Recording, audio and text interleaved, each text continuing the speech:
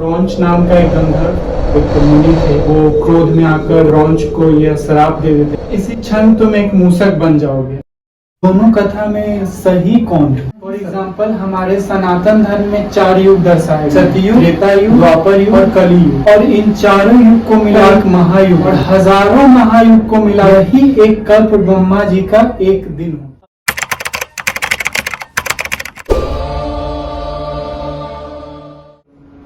Hi, welcome to the निशान junction. So basically आज हमारा पहला पॉडकास्ट है और हम सबको पता है गणेश चतुर्थी बहुत ही नज़दीक है, तो शुरुआत क्यों ना गणेश जी से ही किया जाए। हाय अनीश, तो कैसे हैं आप? मैं बहुत अच्छा हूँ। अच्छा अनीश, तो आज हम बात करने वाले हैं भगवान श्री गणेश जी के बारे में। तो मैंने अपने आसपास बहुत से ऐसे लोगों को देखा है जो बहुत कंफ्यूज रहते हैं कि गणेश जी का सर हाथी कैसे हो गया, और वैसे देखा जाए तो मैं भी कंफ्यूज हूँ। तो आप इसके पीछे का रीज़न बताएं। बहुत ही अच्छा सवाल किया आपने। ये एक बहुत पावरफुल स्टोरी है। एक बार हुआ यूं कि माता पार्वती को एकांत की इच्छा हुई, लेकिन कैलाश पे वैसा एनवायरनमेंट नहीं था, क्योंकि कैलाश पे जो शिवजी के गणप्रेत थे उनके चंचल स्वभाव की वजह से माता का बार बार एकांत में विघ्न उत्पन्न हो रहा था। तो माता इस चीज से बहुत चिंतित थी। फिर एक दिन ऐसा हुआ कि कैलाश पे उनकी 2 सहेलियां और विजया उनसे मिलने के लिए आई। माता को बहुत प्रसन्नता हुई। वे तीनों मानसरोवर की तरफ चल दिए स्नान के लिए। फिर कुछ टाइम बाद शिव जी भी वहां पहुंच गए, और वहां शिव जी को देख माता को बहुत क्रोध आया। उनकी जो 2 सहेली थी जया और विजया, वो भी शर्म से पानी के अंदर छुप गई। ये सब देख माता को बहुत क्रोध आया, और क्रोधित होकर जया विजया भी वापस चली गई। यह सब देख माता को बहुत क्रोध, शिव जी को भी अच्छा नहीं लगा, और वो किसी कंदरा में तपस्या के लिए चले गए। माता वैसे ही रहने लगी कैलाश पे। फिर उनके मन में एक विचार आने लगा कि वो एक ऐसे गण का निर्माण करेंगे जो सिर्फ उनके ऑर्डर को फॉलो करे। एक दिन वो फिर से मानसरोवर की तरफ नहाने गई। उन्होंने बॉडी पे जो उपटन लगाया हुआ था उस उपटन को जमा किया और एक पुतले का निर्माण किया। अपनी योग शक्ति से उसमें प्राण डाल दिया। देखते देखते वो पुतला एक बालक के स्वरूप में प्रकट हुआ। उसको देख के माता के मन में मातृत्व की भावना जग गई। फिर माता ने उनको विनायक कह के पुकारा। तो उन्होंने उस बालक को गले लगा। माता पुनः मानसरोवर की तरफ गई स्नान के लिए, और तब तक शिव जी कैलाश पे आ गए, और माता को ढूंढते ढूंढते वो मानसरोवर की तरफ बढ़े। और माता ने विनायक जी को स्पष्ट रूप से ये आदेश दिया था कि कोई भी मानसरोवर की तरफ न आए। शिव जी का सामना विनायक जी से हुआ। विनायक जी डट के खड़े हो गए रास्ते में और रोकने लगे शिव जी को। शिव जी को बड़ा क्रोध आया कि कैलाशपति हैं वो, और उनके कैलाश पे ही उनको रोका जा रहा है। तो वो थोड़े अग्रेसिव हो गए। शिव जी के लाख मना करने के बाद भी विनायक जी डटे रहे। उन्होंने प्रवेश नहीं करने दिया। उन्होंने बोला कि यदि तुम मुझे मल्ल युद्ध में पराजित कर देते हो तो तुम जा सकते हो। शिव जी बहुत समझाए भी पहले। तब तक वहाँ कुछ देवलोक भी एकत्रित हो गए। शिव जी को बड़ा क्रोध आया और वो उनपे त्रिशूल चला दिया। त्रिशूल चला, उनका सर धड़ से अलग हो गया और वो पृथ्वी पे गिर पड़े। माता को आभास हुआ कि उनके पुत्र के साथ कुछ अनुचित हुआ है। फिर माता दौड़ी दौड़ी आई, और वहाँ का वो सब हाल देख माता को बड़ा क्रोध आया, और उन्होंने अपना एक विकराल स्वरूप ले लिया। उनका ऐसा विकराल स्वरूप जिसमें करोड़ों ब्रह्मांड उनके मुख में समाया जा रहा है। माता ने कहा कि यदि तुम मेरे पुत्र को जीवित नहीं करो तो मैं पूरे सृष्टि का विनाश करूं। फिर ब्रह्मा जी भी वहां आ गए, विष्णु जी भी आ गए। सबने देवी से बहुत गुहार लगाई कि माता कृपा करिए, बख्श दीजिए। वो पूरे ब्रह्मांड को अपने अंदर समाये जा रही है। असंख्य पृथ्वी, असंख्य सूर्य उनके मुख में समाये जा रही है। फिर सबने शिव जी से बहुत रिक्वेस्ट करा कि कुछ भी करिए, आपको जो करना है करिए, लेकिन इस प्रलय को रोकिए, नहीं तो सब कुछ विनाश कर देंगी माता।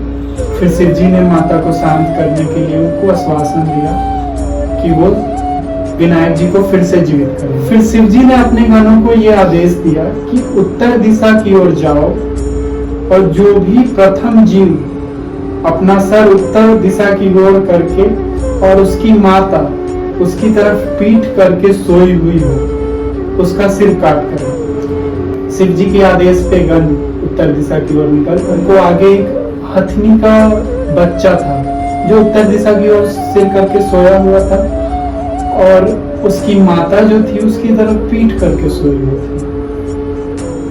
गण ने उस हथनी के बच्चे का सिर काटा और लेके चल दिया।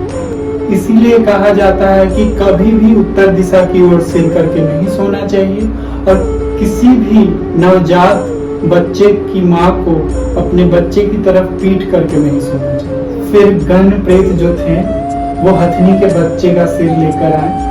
शिव जी ने विनायक जी के धड़ से उस सिर को जोड़ दिया और विनायक जी उठ के खड़े हो गए। फिर वहां पे शिव जी ने उनका एक और नाम गजानन दिया। दैट्स डीप, और शायद यही रीजन है कि लोग उन्हें प्रॉब्लम सॉल्वर और विघ्नहर्ता कहते हैं। राइट, गणेश जी का सवारी मतलब वाहन एक छोटा सा चूहा ही क्यों? एक कथा के अनुसार एक क्रौंच नाम का एक गंधर्व था जो अपने अहंकार में आकर ऋषि वामदेव का अपमान करता है, और वामदेव जो एक मुनि थे वो क्रोध में आकर उस क्रौंच को यह श्राप, इसी क्षण तुम एक मूसक बन जाओगे। ऋषि के श्राप से वो गंधर्व जो था वो मूसक बन गया। फिर उसका अहंकार इतना ज्यादा बढ़ गया कि वो ऋषि मुनियों के आश्रम में उत्पात मचाने लगा। उसके उत्पात से परेशान होकर ऋषि पराशर एक बार गणेश जी के पास गए और सारी कहानी बताई। गणेश जी ने उस मूसक को वश में करने के लिए उस पे अपना पास फेंका, जिससे वो मूसक भयभीत होकर गणेश जी के चरणों में गिर गया और माफी मांगने लगा। गणेश जी उसके सामने अपना वाहन बनने का प्रस्ताव रखे, जिसपे वो मूसक अपना अहंकार को त्याग कर गणेश जी का यह प्रस्ताव स्वीकार कर लेता है और गणेश जी का वाहन बन जाता है। उस दिन से आज तक हम गणेश जी के साथ उस मूसक को भी। आपने भी नोटिस किया होगा कि हमें दो जगह अलग अलग स्टोरी सुनने को मिलते हैं। जैसे कि एक जगह भगवान परशुराम जब कैलाश पधारे थे तो गणेश जी ने उनको रोका था। उस वक्त परशुराम जी ने गुस्से में आकर उनके एक दांत खंडित कर दिए थे। और दूसरी जगह हमें ये देखने को मिलता है जब वो महाभारत लिख रहे थे भगवान वेद व्यास जी के साथ, तो उनका लेखनी टूट गया था तो उन्होंने अपने एक दांत तोड़ के लेखनी बना ली थी। This is so confusing. एक कथा के अनुसार एक बार महर्षि भगवान वेद व्यास जी महाभारत लिखना चाहते थे और इसके लिए उन्होंने गणेश जी को लेखक बनाया, और गणेश जी ने एक शर्त रखा कि वो बिना रुके लिखेंगे पूरी महाभारत। तो वेद व्यास जी ने भी एक शर्त रखा कि आप जो भी लिखेंगे पहले पूरा समझेंगे तब लिखेंगे। फिर लिखते लिखते गणेश जी का लेखनी मतलब कलम टूट गया, तो लिखने में रुकावट ना आए इसलिए उन्होंने जल्दी से अपना एक दांत तोड़ा और उससे वो लिखने लगे। इस वजह से उनको एक दंत भी कहा गया। वहीं दूसरी ओर ये भी सुनने को मिलता है कि एक बार भगवान परशुराम जी अपने गुरु शिव जी से मिलने कैलाश की तरफ निकले। वहां कैलाश पे ऋषि जी ने उनको रोक लिए, हट करने लगे कि कैलाश में प्रवेश नहीं करने देंगे। फिर क्रोध में आकर भगवान परशुराम ने उनके ऊपर अपना परशु यानी उनका जो फरसा था वो उनकी तरफ फेंक दिया। गणेश जी भी शिव जी का मान रखने के लिए उस प्रहार को अपनी एक दांत पे ले ली, जिससे उनका एक दांत टूट गया। शिव जी का मान रखने के लिए इसलिए कह रहा हूँ क्योंकि भगवान परशुराम को शिव जी ने ये वरदान दिया था कि उनका जो परशु है वो अचूक है, इस कारण भी वो एक दंत कहलाए। दोनों कथाएं ही भगवान गणेश जी को एक दंत होने का कारण बनती है। पहली कहानी उनको त्याग और बुद्धि को दर्शाता है, और वहीं दूसरी तरफ दूसरी कहानी उनके त्याग और डिग्निटी को दर्शाता है। अब बात आती है कि दोनों कथा में सही कौन है, तो असल में दोनों कथा ही सत्य है।